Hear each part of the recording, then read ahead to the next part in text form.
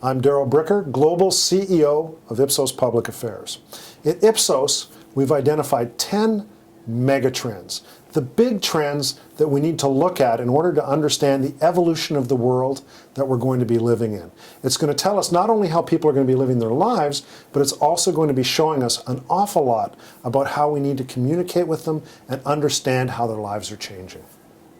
The first megatrend: dynamic populations. We have an aging developed world and we have a youthful developing world. And we also have a growing middle class. The United Nations tells us that the world's population is going to continue to grow through the 21st century. By the year 2100, we're going to have 10 billion people on the face of this planet.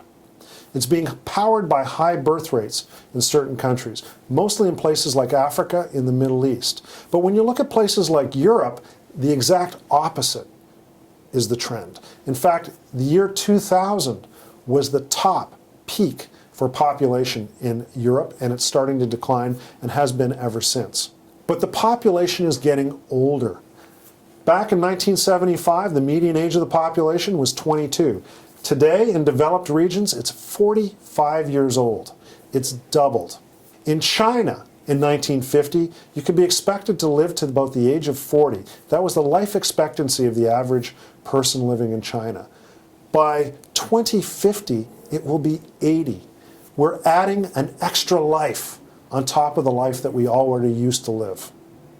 Along with expanding the amount of time that we're spending on the earth, we're expanding our wealth. By 2030, 8.3 billion people in the world could be classified as being middle class. And by 2030, 66% of those middle class individuals will be living in Asia. Megatrend number 2, growing opportunity and growing inequality. In the developing world, the youth are quite optimistic.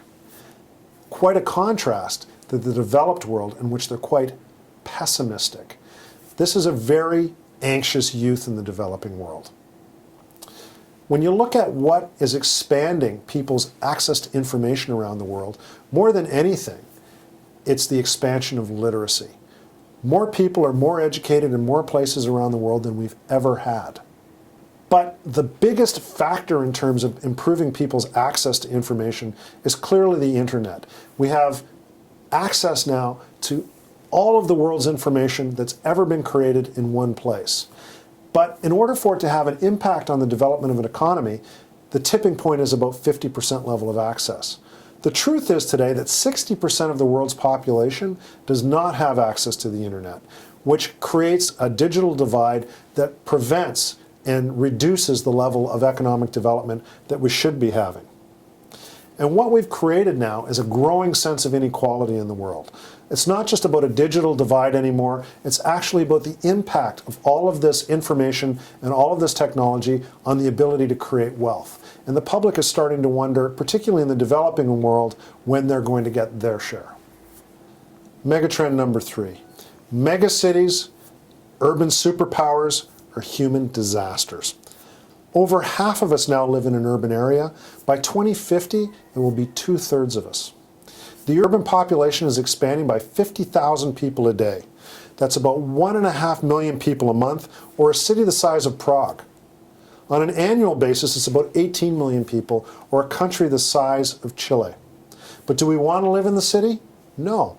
Actually, the vast majority of us do not want to live in the city, with the exception of people living in India and China, which interestingly enough is where the fastest growing cities in the world happen to be located. In fact, 7 of the top 10 cities of the world are now located in Asia.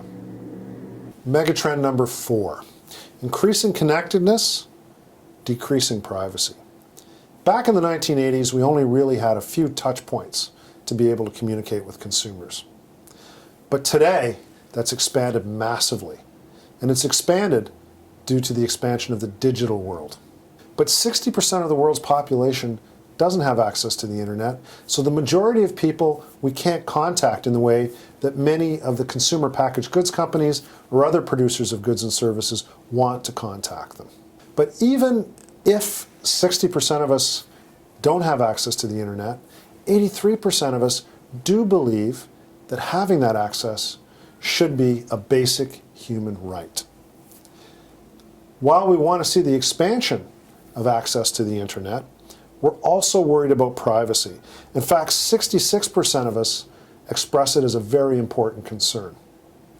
What we're also seeing, though, is not only the digital environment providing us with more ways to contact consumers, particularly as the internet expands, we're creating concerns about privacy, but we're also potentially even changing the wiring of our brains. 78% of the population in China says that they regularly look at their screens through the day. So maybe we're becoming less capable of communicating among ourselves one-on-one, and we're now opening up to a much wider conversation through the internet. Unfortunately, though, not everyone is sharing in that conversation. Megatrend number 5, healthier and sicker.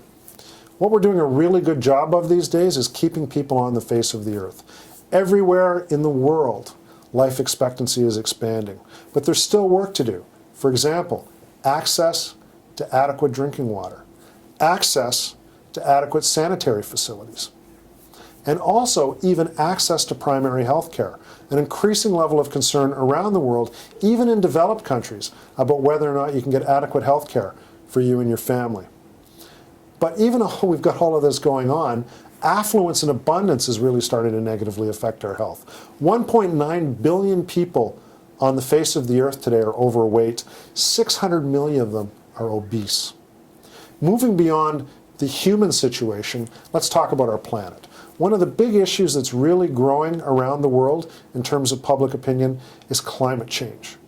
People do believe that man is negatively impacting the climate. They do believe that it's something that needs to be dealt with, and it is on the agenda for governments everywhere. Megatrend number 6, the rise of individual choice and the decline of the mass market. The number one global brand today is Apple. Didn't even really exist back in 1975. It's a new phenomena. But the big brands in the world today aren't always American. In fact, we're seeing them launch out as local champions around the world, and some of these countries are creating brands that are becoming the brands of the future. In automotive, in technology, in consumer packaged goods. Megatrend number 7, rise of the individual and decline of social cohesion. Traditional family structures are changing. Fewer of us are getting married. In fact, the fastest rising category of household today, people choosing to live on their own. We're worried about crime. Particularly if you're living in the developing world, you're worried about your personal safety and you're worried about your possessions. And this is probably one of the drivers of dissatisfaction with governments. We're less confident that government can deal with the issues that they used to be able to deal with. Government is under pressure. Megatrend number 8, cultural convergence and increasing extremism. Chinese, it's either Mandarin or Cantonese, is spoken by more people in the world today than any other language.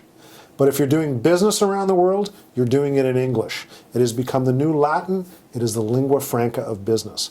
But it's also the lingua franca of entertainment. When we look at the movies back in 1975, all of the big ones were made in English, and when you look at the movies today, they were also all made in English. Let's turn to another cultural force, and that's religion. What we're seeing today is that 71% of the population says that they do believe in some form of religion, but it's starting to change. What we're seeing is that by 2050, that Islam is going to pass Christianity in terms of being the most popular religion in the world. Megatrend number 9, always on and off the grid. Nearly half of us feel the pressure to succeed in the world today. But 80% of us also say that we want to have a work-life balance. One of the ways that we're trying to achieve that is by working remotely. In fact, when you go out and you interview younger people, more and more of them say that that's something that they want their employers to allow them to do. Maybe we are getting more successful in finding a work-life balance. In fact, we're finding that the number of hours worked in the OECD countries has actually declined over the last decade. But apart from just how we work, there's a big question about where we work these days. More and more businesses are spending time on the question of employee loyalty. trying to get people to build an affinity for their organization and working for them as we have a competition for talent growing around the world. One of the things that we find is that 65% of the world's workers say they want to work for an organization with a powerful social conscience. Megatrend number 10, public opinion. It's a revolutionary force. It is changing the world every day. We can now measure what people think, what they understand, what they care about in ways that we've never been able to do it. And you know who's going to have to listen? Everybody who's in a position of power, because this is going to change everything.